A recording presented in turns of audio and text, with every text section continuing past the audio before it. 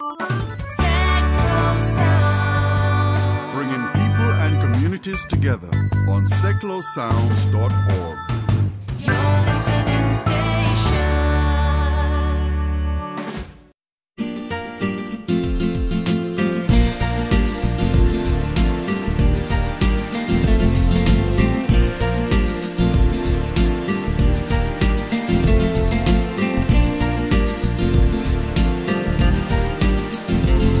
Dolly mixture of a show this week.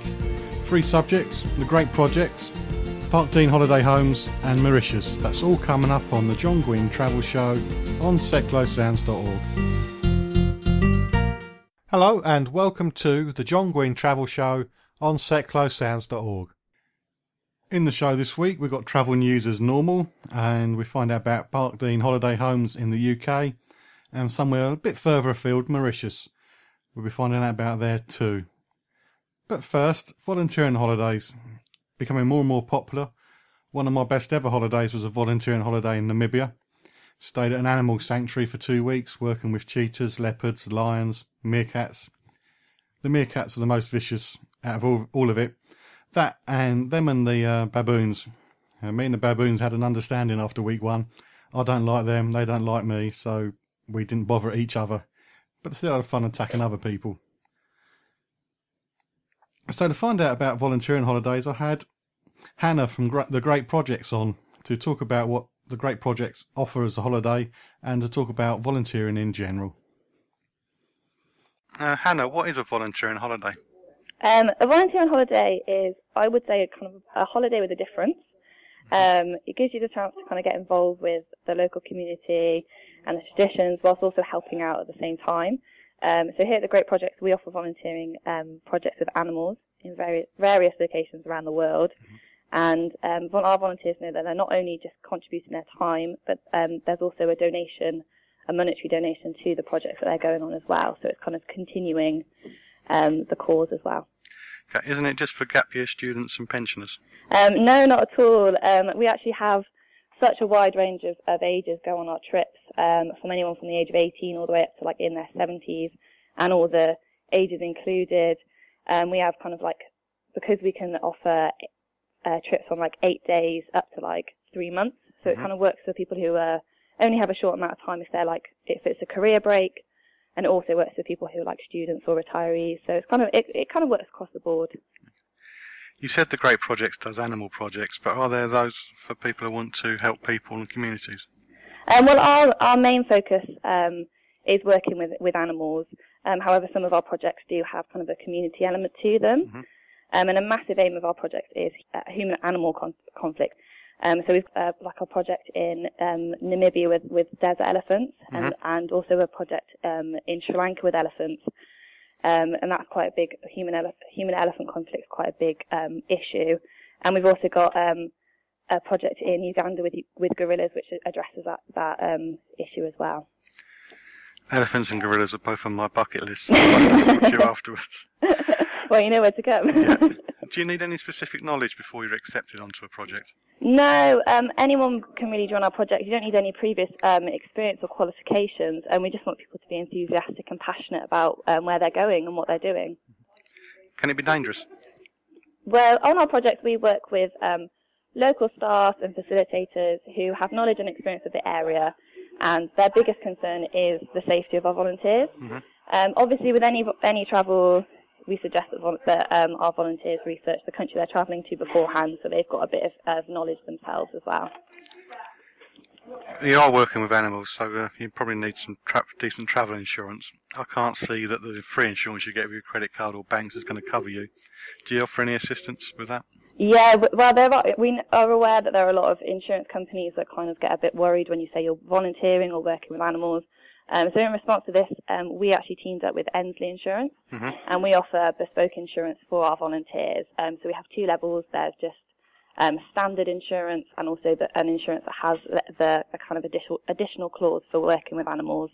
And we kind of checked that everything covered in those insurance policies covers you for what you're doing on our projects.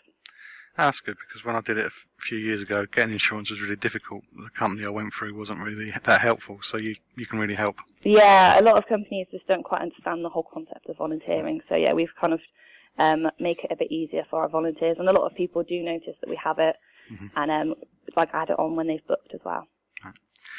Some people might say that these projects cause more problems than they solve, with projects hindered by unskilled workers and animals exploited, to ensure there's always enough orphaned or cute animals around to keep volunteers interested. Do you investigate that sort of thing?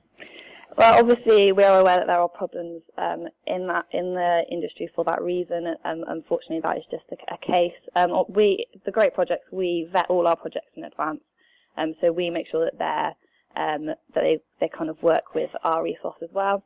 A lot of them are located within rehabilitation centres where the capacity for release of animals is very high. For example, our project that we offer in Namibia has released over 100 carnivores since it started. So they do good. Yeah. What research should a traveller undertake when looking at a volunteering trip? Personally, I would say it's always important to research where you're going and what the project is itself, so you've got a good knowledge of that before you arrive. It's also good to obviously to research the volunteering company and what they're offering you. So we always make sure that we don't really have any fine print. Everything is you can find it all on our website. Everything that's included in the prices is there in black and white, and we try and include as much as we can, so there's not too much that our volunteers have to add on after they've booked with us. I went on a volunteer trip 3 years ago, but there seems to be much more variety now. Is it a growth industry? Definitely. It seems like a lot more people are looking into volunteering and kind of travelling with a responsible side to it. And also there's so much more available online that gives people the opportunity to do the research themselves and see what's out there. Which is it's just brilliant that more people want to do volunteering as their holidays. We mentioned your company name a few times already, but who are the Great Projects? We're a small team, and we're very dedicated to the cause, and we're all well travelled, and we're passionate about delivering responsible volunteer trips, whilst also giving our volunteers the best customer care possible. You're not a member of ABTA, but you're a member of the Travel Trust Association. Can you explain how that protects the clients, please? The Travel Trust Association, we're with that, we call it TTA. It bonds volunteers money when they make a payment to us at the Great Projects to ensure that their money is safe and protected from any unexpected situation or circumstance before they travel. So, for example, if a project is cancelled or can't run for any fault of ours, then the volunteer will receive a full refund. I've seen on your website you've won a few awards. What are they for? The Great Orangutan Project has won 2 Responsible Travel Awards, and we've actually been shortlisted for the Best for Responsible Wildlife Experience at the Responsible Travel Awards 2013, which is really exciting. And our Gorilla Project was also listed on the Guardian Green Travel list. Right, mention the gorillas again. You're doing the hard sell on me. What's your best-selling trip? Our best-selling trip is the Great Orangutan Project. We started that about 9 years ago, I think, and it kind of was the first project that we started, and it's still, even now, it's still the most popular trip out there. Yep, another one on my list. I'm really going to have to start saving my pennies. Have you been on any of your trips? My primary role in the company is customer care and sales in the UK office. But my colleague Harriet is our project developer, so she's visited the majority of our projects to ensure they fit in with our ethos. And some of our projects are actually designed by Harriet here, and she runs them throughout the year. But I am actually in the process of planning a trip to Sri Lanka early next year. I'm thinking to visit 2 of our projects there. Cool. Mention you're going to go to the elephants one. Yes, definitely. I can't help it if I could not go to that. Yeah. Do you have any new projects planned for the next year or so? Well, I just mentioned Harriet, our project developer, and she's always on the lookout for new projects. But like I said, we make sure that they fit into our ethos. so it kind of can take a little bit of time to develop them. We've been lucky enough already to work with some big names in conservation, and we're launching a project with the Jane Goodall Institute in South Africa, hopefully shortly. But yes, you never know what's going to happen next year, so just watch this space, I guess. Okay, great. How can the listeners find out more about the great projects?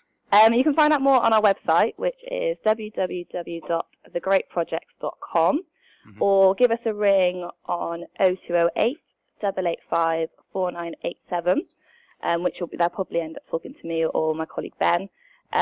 Or they could give us an email as well at info@thegreatprojects.com. Okay, great. Thanks, Hannah. Thanks for your time. Brilliant, no problem. Gary Fitz here, every Monday, 10 o'clock. Coming up, we've got Eric and Ernie. Join me here on Seclo Sounds. In your smile. It's from 1975, Eric and Ernie were four... Gary, it's not Eric and Ernie, it's Earl and Ernie, the Cape Brothers, Union Man. Oh, I see. Gary Fitz here, every Monday, 10 o'clock. Earl and Ernie.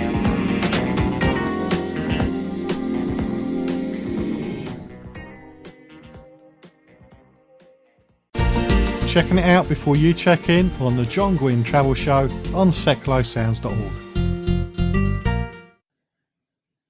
As I said at the beginning, the volunteer holiday I had in Namibia was probably the best holiday I've ever had. I'm still connected to many people who I shared the experience with. I mean, there were ups and downs. Ups were working with all the animals. Downs, I was the only bloke with 30 women sharing 6 toilets and 6 showers. So I never got any hot water when it comes to a shower at the end of the day. But as I say, it was a great holiday and it makes a change and it really stands out amongst all your holidays. So much so, although it is 4 years ago, I still think it was like last year. If you've been on a volunteering holiday and you did enjoy it like what I did, please share your experiences at facebook.com/John Guinn Travel Show. Later in travel news, we've got a story about English beaches. And speaking about English beaches, English holidays, UK holidays. We can't all afford to jet off to long distance destinations such as Mauritius, which we'll be covering in a little while. So for those who stay at home, there's plenty of options, and one option is Parkdean Holiday Homes. And John Waterworth, who's the chief executive of Parkdean, is now going to talk about what his holiday parks have to offer. John, in a sentence, who are Parkdean? Well, Parkdean are a UK-focused holiday park operator with 24 holiday parks right across the UK, 6 in Scotland, 1 in Great Yarmouth, and 2 in Wales, and the other 15 are across the south coast from Hayling Island right down to the tip of the Lizard in Cornwall. When did you start up? We started the business nearly 14 years ago at the back end of '99 when we bought Treco Bay in South Wales, and we've grown by acquiring individual parks since then, with the last parks acquired in 2007. What is a typical park? Well, our parks are a real mixture, really. We've got the largest caravan park in Europe and Wales with 2,000 caravans on it at Treco Bay, but we've also got some very small parks with only 130 caravans on. Quite typically, almost all of our holiday parks have caravans, although one park is all lodges. Those caravans are substantially double glazed and centrally heated now, and parks have a range of facilities including a bar, a restaurant, a small convenience store, an amusement arcade, and a range of entertainment and leisure facilities. That could be anything from a dry ski slope or more typically an indoor and an outdoor pool, and 23 of the 24 parks have got swimming pools. You mentioned lodges, so it's not all caravans then? No, actually, we've got lodges at 12 of our holiday parks. I think we're quite unique as one of the national holiday park operators in that we own lodge hire fleet across a wide range of parks. So whether you want to be in Scotland or in East Anglia or down on the Cornish coast, we have lodges, and they've grown in popularity a lot over the last 15 years, really. What extra would you get if you stayed in the lodge compared to a static caravan? I think the advantage of a lodge is that they're a lot bigger. So typically a caravan will be sort of 35 foot by maybe 12 foot wide. So a lodge is probably 40 foot by 20 foot, so they're over double the size, which gives you a lot more space. And I think if you've got a few kids running around and want to do family activities, you just got a bit more space. And the bedrooms and the kitchen areas are a lot larger as well. Quite often a lodge will also have 2 bathrooms, including an ensuite room, and